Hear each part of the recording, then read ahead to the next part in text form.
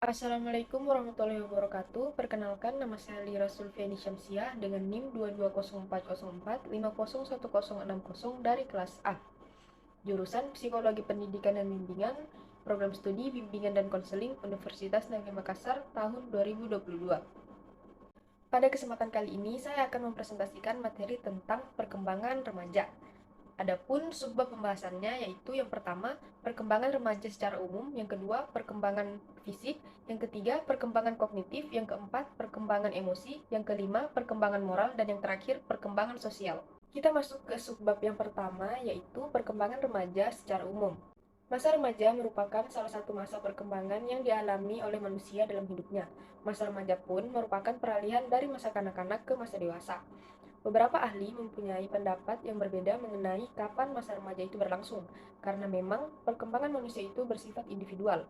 Ada yang cepat, ada pula yang lambat. Pada periode masa transisi, tidak jarang anak-anak mengalami kesulitan untuk mencapai keberhasilan memasuki masa dewasa. Keniston dalam Nuryoto tahun 1994 menyatakan bahwa transisi yang diikuti dengan adanya perubahan-perubahan selalu menimbulkan kesulitan atau masalah. Kesulitan yang dialami remaja meliputi: 1. Remaja masih bergantung secara ekonomi kepada orang lain, sehingga mereka tidak bebas menentukan keinginannya sendiri dan akan merasa tidak tenang serta tidak percaya diri.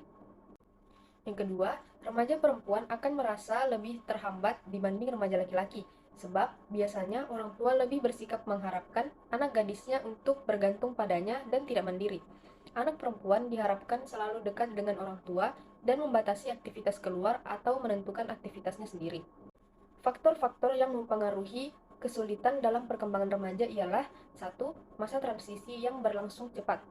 Peralihan dari masa kanak-kanak ke masa dewasa seolah-olah secara mendadak mengakibatkan individu tidak mempunyai kesempatan yang cukup untuk mempersiapkan diri, sehingga tidak mampu menghadapi permasalahan yang kompleks. Yang kedua, lamanya masa transisi. Remaja yang mengalami pertumbuhan dan perkembangan secara cepat akan mengalami kesulitan dalam menyesuaikan diri. Yang ketiga, tingkat ketergantungan. Yang keempat, tuntutan yang menimbulkan konflik. Dan yang kelima, status yang tidak jelas.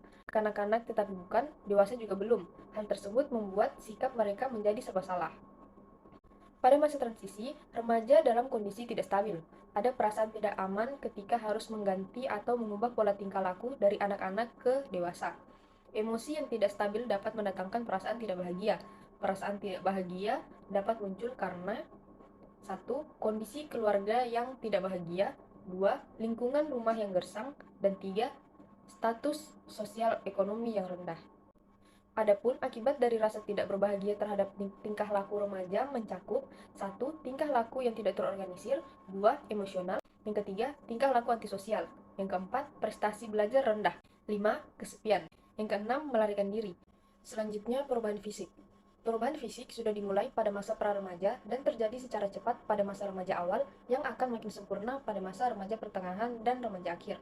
Secara khusus, remaja memiliki tugas-tugas perkembangan fisik, yaitu: A. Menerima perubahan fisik yang dialaminya dan melakukan peran sesuai dengan jenisnya. B. Mengembangkan hubungan secara tepat dengan teman sebaya, baik sesama jenis maupun lawan jenis. C. Mampu berdiri sendiri dalam bidang emosi atau tidak lagi bergantung pada orang tua maupun orang dewasa lainnya.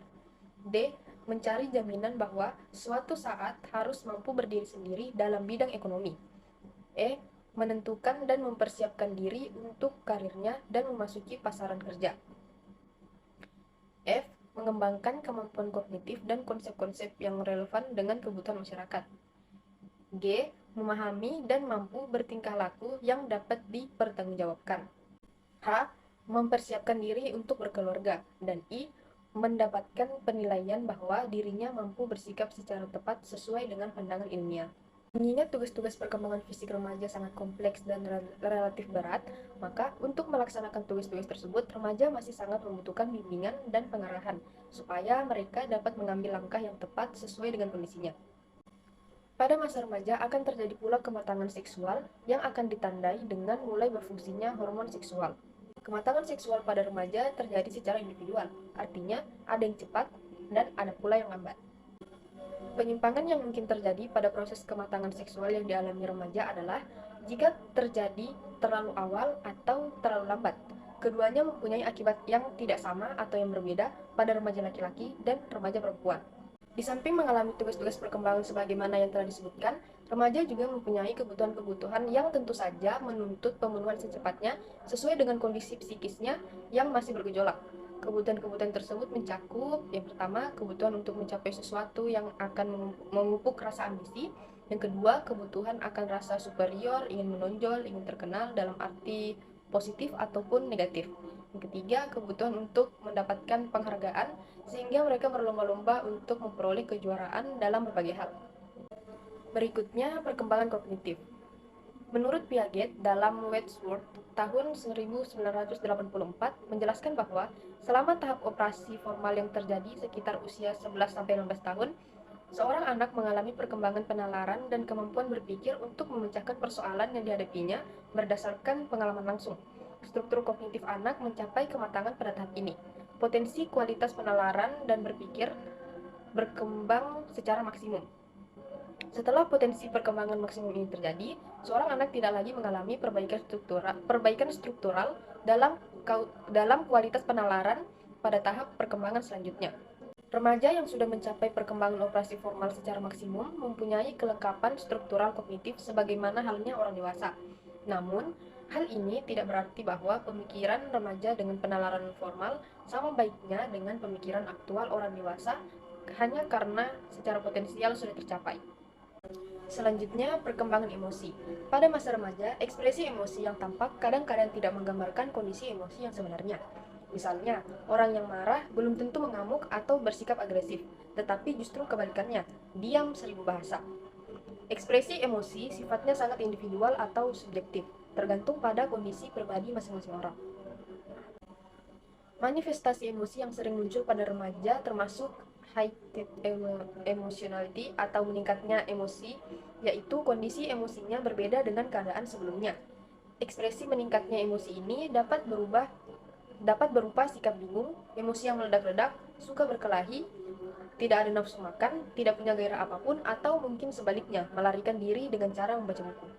Di samping kondisi emosi yang meningkat, juga masih dijumpai beberapa emosi yang menonjol pada remaja, termasuk khawatir, cemas, jengkel, frustasi, cemburu, iri, rasa ingin tahu, dan afeksi atau rasa kasih sayang dan perasaan bahagia.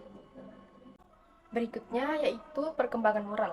Terdapat 3 tahapan perkembangan moral, yaitu tingkat prakonvensional, tingkat konvensional, dan tingkat pasca konvensional. Pada tingkat prakonvensional, perkembangan moral masih didasarkan pada seseorang berdasarkan hasil fisik yang akan diterimanya. Seseorang akan berada dalam tingkat prakonvensional menilai moralitas dari tindakannya yang mendapatkan konsekuensi secara langsung, baik itu hukuman maupun reward. Sedangkan pada tingkat konvensional, aturan-aturan moral dipatuhi atas dasar memenuhi harapan keluarga maupun masyarakat. Seseorang yang berada di tahap ini menilai moralitas dari suatu tindakan dengan membandingkannya dengan pandangan dan harapan orang lain. Pada tingkat pasca konvensional, moralitas menjadi pendirian pribadi. Baik dan buruk sudah dipertimbangkan secara pribadi, sehingga tidak terlalu pusing oleh komentar negatif masyarakat. Dan yang terakhir, perkembangan sosial. Masa remaja adalah saat untuk mencoba melakukan peranan sosial yang baru yang menuntut cara-cara bertingkah laku sosial tertentu. Dalam suasana awal pelaksanaan peranan dan tingkah laku sosial yang baru, remaja mungkin mengalami berbagai kendala dalam berinteraksi dengan lingkungannya.